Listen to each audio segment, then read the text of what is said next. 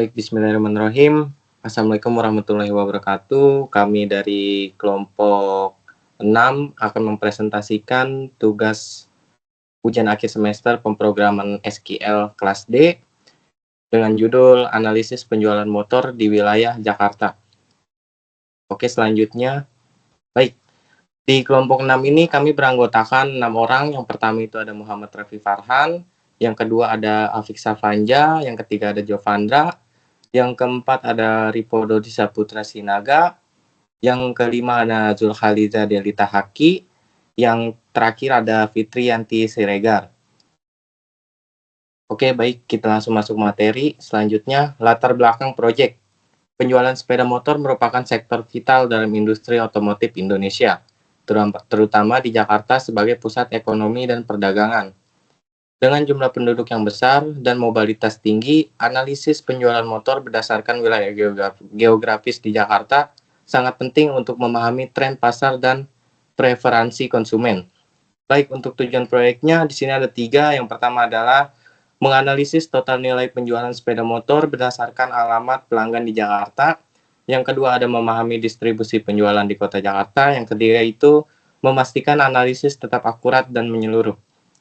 Baik, selanjutnya akan dijelaskan oleh teman saya. Next.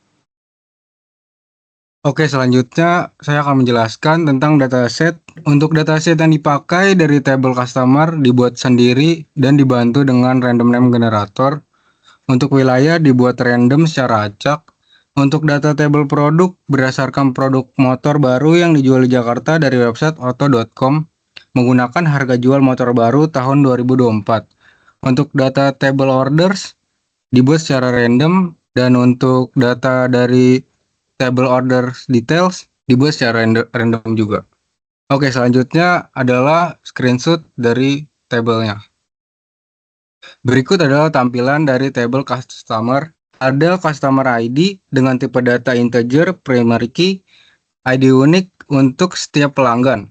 Nah, selanjutnya ada customer name dengan tipe data varchar digunakan untuk nama pelanggannya.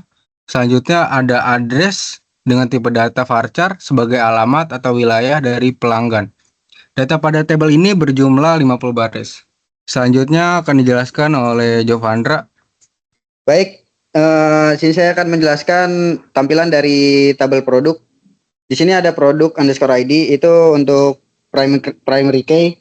Ini ID unik untuk setiap produk. Kemudian ada produk name dengan tipe data varchar untuk nama produk, dan unit price dengan tipe data desimal untuk harga satuan produk. Di sini ada yang pertama ada Honda Vario, produk name Honda Vario dengan unit price 23 juta. Dan terakhir ada Kawasaki Ninja 250 dengan harga 779 juta. Ya, next. Kemudian di sini ada tampilan dari tabel order. Di sini ada order underscore ID menggunakan tipe data integer dan primary key, itu ID unik untuk setiap pesanan. Kemudian ada customer underscore ID menggunakan tipe data integer dan foreign key ke customer underscore ID pelanggan yang melakukan pesanan. Kemudian ada order underscore date dengan tipe data date, itu untuk tanggal pesanan yang dilakukan. Oke, next. Selanjutnya akan dijelaskan oleh teman saya. Next. Silakan untuk Ripo, boleh dilanjut penjelasannya. Oke, di sini ada tampilan dari tabel order details. Order details ID menggunakan integer primary key, ID-nya unik untuk setiap detail pesanan. Order ID menggunakan integer foreign key ke orders ID pesanan yang terkait dengan detail ini. Product ID menggunakan integer foreign key ke produk ID produk yang dibeli dalam pesanan ini. Quantitative integer jumlah produk yang dibeli dalam pesanan ini.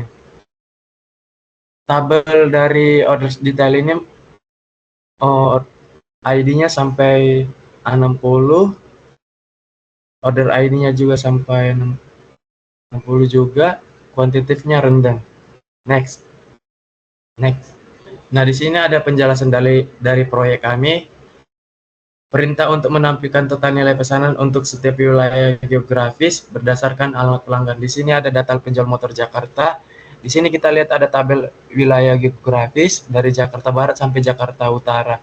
Dan total nilainya dari 68.800.000 sampai 540.800 juta.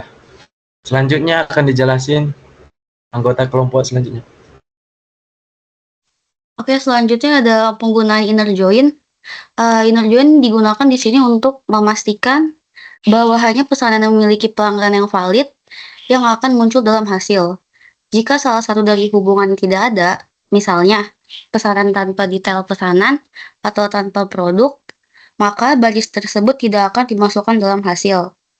Nah, ini penting untuk analisis penjualan yang akurat, karena kita hanya tertarik pada data pesanan yang lengkap dan valid, sehingga perhitungan total nilai pesanan dapat dilakukan dengan benar.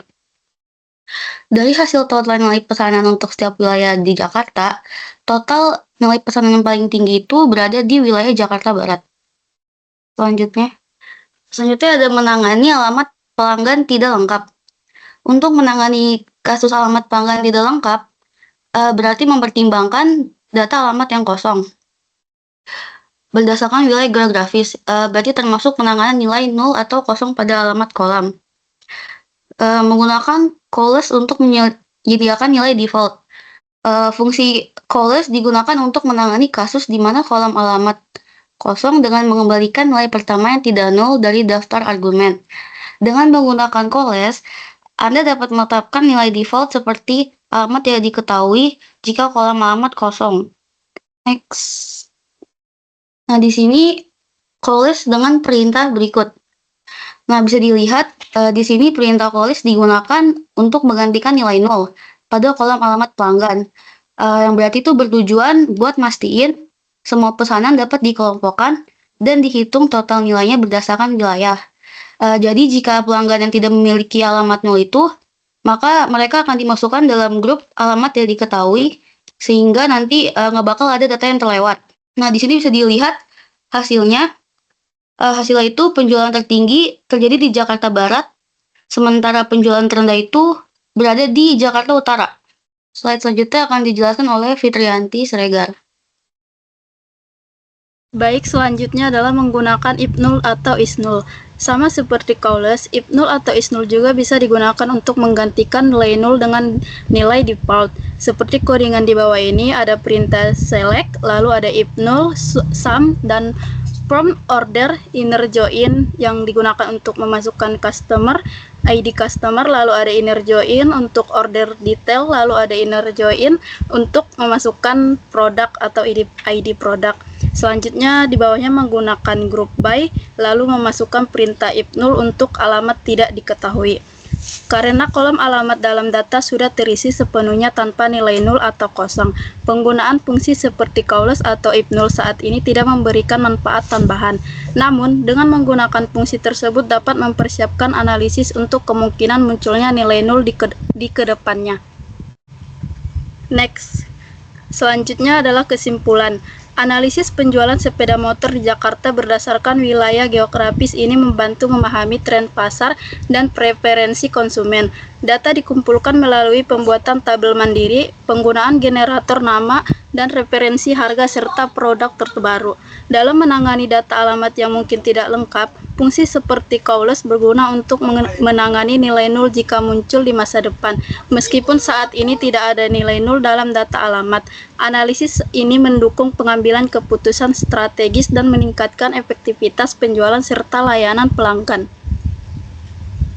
Mungkin terima kasih atas presentasi dari kelompok kami. Saya kembalikan ke moderator.